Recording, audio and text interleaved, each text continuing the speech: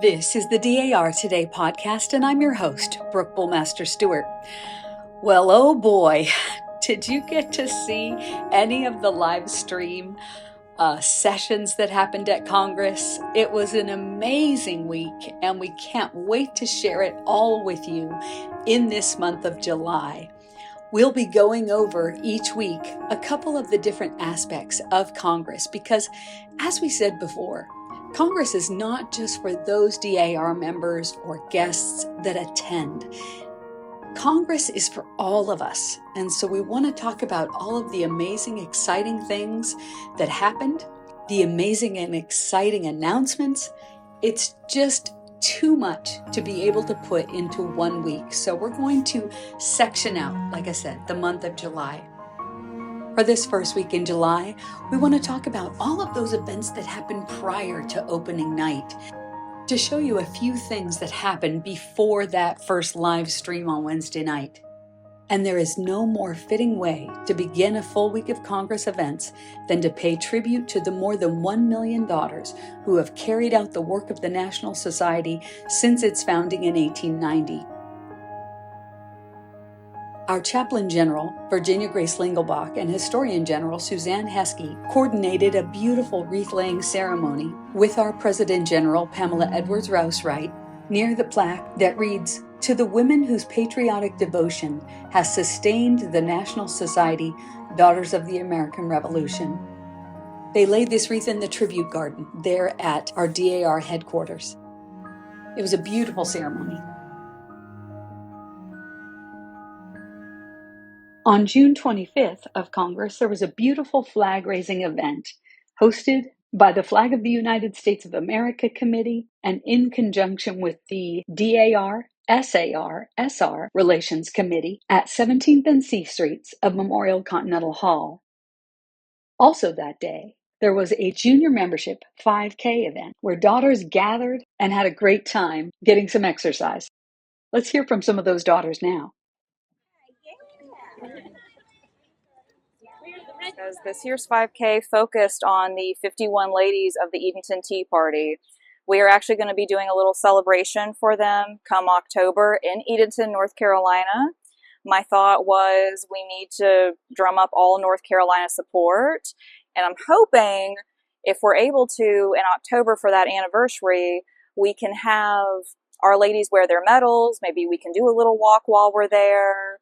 But all in all, the Helen Pouch Memorial Fund is an incredible fundraiser for any fundraising, donations.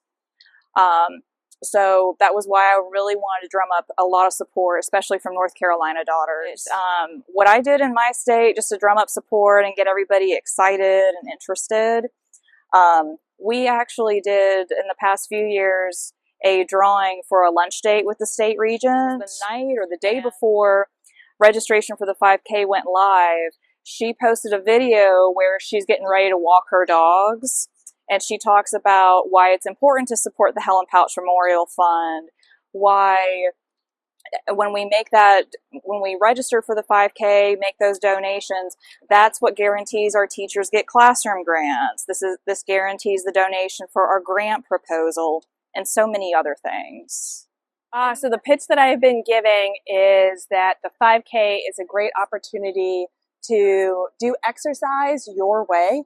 Walk it, run it, bike it, any way that you see fit. I had some people do kind of like the Peloton virtual 5K because they were housebound due to having an illness, so they could just do it really slow at their pace. I had others that did it like at a beach, so they had like sand under their feet. And so the 5K can be done anywhere. It's really how you want to do it. It's supporting a great cause of education. We have 6 DAR schools that are really important. Getting our youth supported really sets us up for the future. Our juniors are fantastic. They're going to be some of our future leaders. They have such passion and creativity. So seeing them come up with different things, different ways of doing 5Ks and all that stuff is just, it's fantastic to see the different possibilities. On Wednesday morning, Connecticut daughters were proud to unveil a portrait of President General Grace Lincoln Hall Rousseau, who served as President General from 1926 to 1929 in the stairwell area connecting the Kansas Chapel to the National Officers Club Assembly Room. It hangs next to the beautiful window dedicated to Mrs. Rousseau by her husband, Mr. Alfred J. Rousseau. It's just a lovely spot there at the top of the stairs. Also on Tuesday morning, the executive officers joined Chaplain General Virginia Grace Lingelbach and Leslie R. Miller, the national chair of the Commemorative Events Committee, for a wreath-laying ceremony commemorating the 80th anniversary of D-Day. The ceremony took place at the 2nd Division Memorial at the corner of 17th Street and Constitution Avenue, near both the White House and DAR headquarters. If you take a cab from the JW Marriott on your way to our DAR buildings, you often see this memorial. We were so grateful to the National Park Service for giving the National Society permission to lay a wreath at this striking memorial, which honors the 2nd Division's service in World War I, World War II, and the Korean War.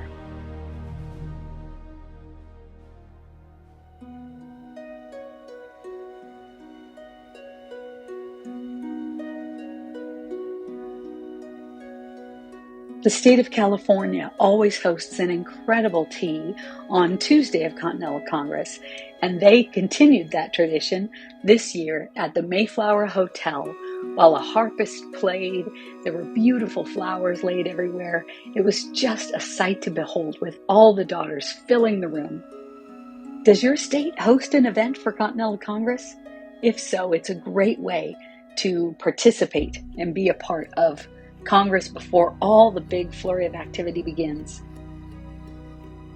This year was the first time I was able to attend the Mississippi and Alabama Sunrise Breakfast.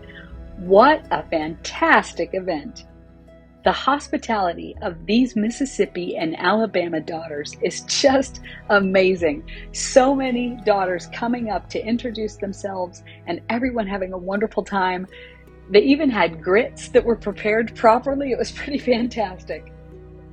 And now, if you will, please rise and greet our esteemed leader, President General Pamela Edwards Rouse Wright. Mrs. Wright. And what a great way to start is with a good Southern breakfast. I've been craving the grits the whole morning, so it's legendary. But I just want to congratulate you and Therese both on your many successes. Thank you for your many kindnesses, and I just appreciate everything that y'all have done, and I look forward to being with all of you during this week. Enjoy your breakfast. And we want to welcome Mrs. Jenny Storage, First Vice President General as well. So thank y'all both for coming. Enjoy breakfast. There was also a very historic event that happened that day, the 75th Jubilee event for the DAR Library. We'll have a whole segment on that later on. Also that afternoon was our Patriotism Luncheon. What a wonderful way to kick off Congress. And then, of course, the Texas tea right before our opening night.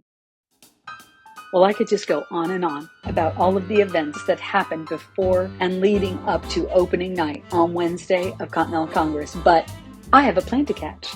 So we would love to have you join us next week while we talk about opening night, covering the whole spectacle, the gowns, the pages, the music, the speakers, the incredible speakers, and everything that had to do with that beautiful evening. So we hope you'll join us for that.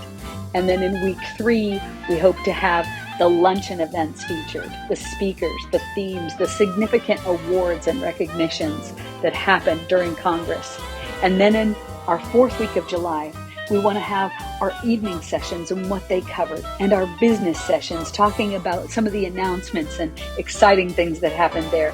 And then as a bonus week in July, we will have a little bit about the parade, the Independence Day parade that happens there in DC, and a lot of our daughters participate in that, and also what some of our daughters are looking at as far as their favorite things that happened at Congress, their takeaways from the things that they saw and experienced, and what they look forward to in the next Congress. So we hope you'll join us for that.